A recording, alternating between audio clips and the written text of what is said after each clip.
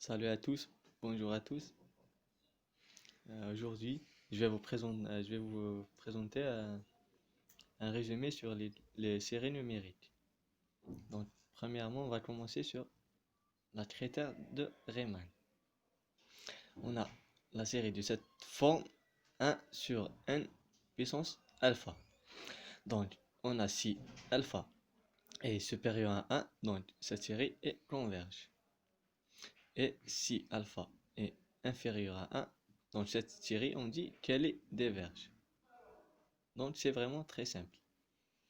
On passe à la deuxième critère, qui s'appelle critère de comparaison.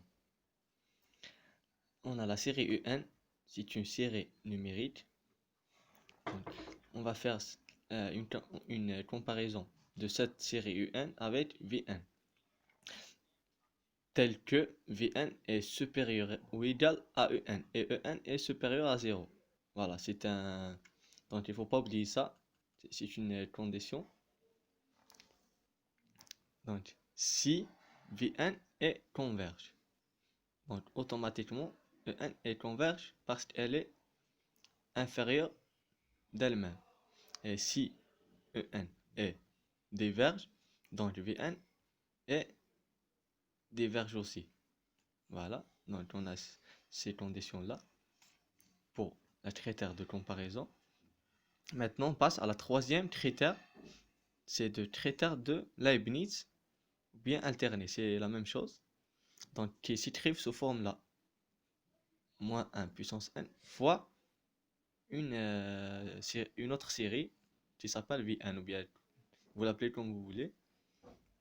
Si moins 1 puissance 1 est réalisé, donc on va sur cette deuxième série. Si Vn est supérieur à 0 et Vn est décroissant, et la limite de cette série Vn vers plus infini égale à 0.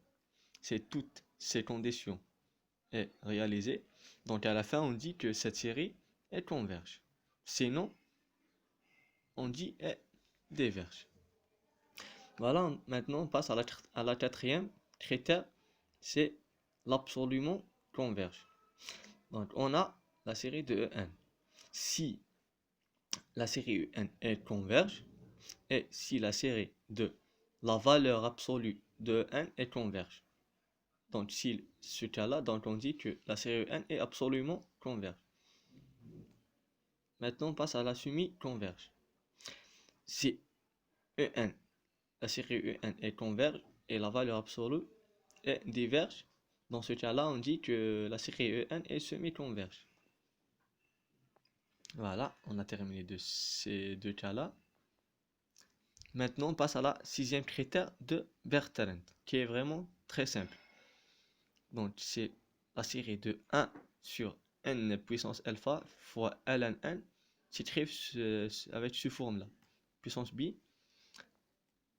si alpha est supérieur à 1. Donc, on dit directement qu'elle est converge, que cette série est converge.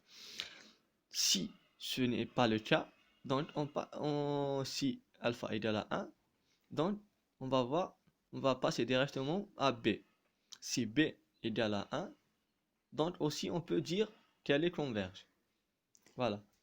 Ici le cas qui est si vous trouvez un cas qui est différent de ces deux cas-là, donc on dit directement qu'elle est diverge. Maintenant on passe à la septième critère qui s'appelle d'Alembert. Donc on va calculer, ça c'est la limite de E1 plus 1 sur E1. Donc sûrement on va trouver un nombre. Si le résultat est inférieur à 1, donc c'est converge. Si le résultat est supérieur à 1, donc on dit qu'elle est diverge. Donc maintenant la huitième critère de Cauchy, qui s'appelle la critère de Cauchy.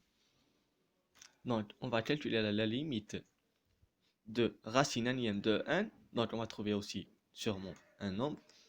Si le résultat, c'est la même chose avec d'Alembert, presque.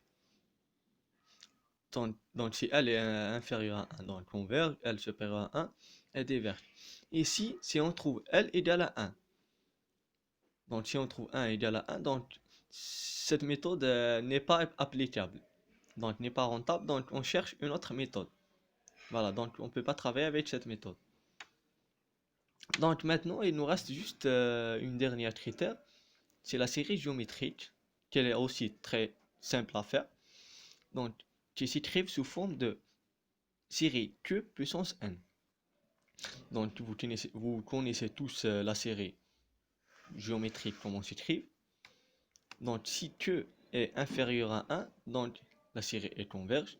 Si Q est supérieur à 1, elle diverge. C'est vraiment très simple.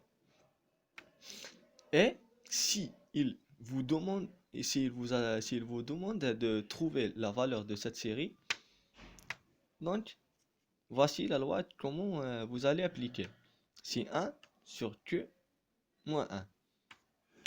Voilà, c'est juste ça qu'on a de ce chapitre de la série numérique. Donc c'est vraiment très simple. Donc pendant 6 minutes, on a fait tout le résumé de ce chapitre. Voilà, et bon courage pour tout le monde.